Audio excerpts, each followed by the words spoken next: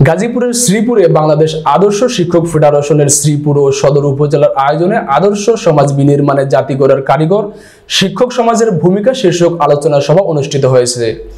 শনিবার বিকেলে উপজেলার কেওয়া তমিরউদ্দিন আলিয়া মাদ্রাসা বেগম আয়েশা অডিটোরিয়ামে এই আলোচনা সভা অনুষ্ঠিত হয়।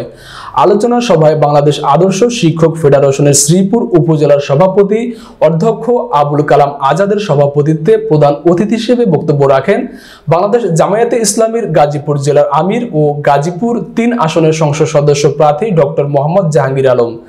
প্রধান আলোচক হিসেবে উপস্থিত ছিলেন বাংলাদেশ আদর্শ শিক্ষক ফেডারেশনের গাজীপুর জেলা সভাপতি অধ্যাপক মোহাম্মদ মোজাম্মেল হক।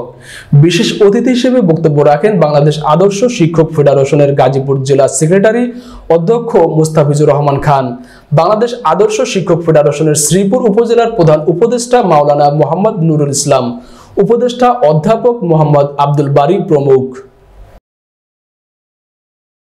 মন্ত্রণালয় চালিয়েছে 1 টাকার দুর্নীতি মুক্ত করতে চায়।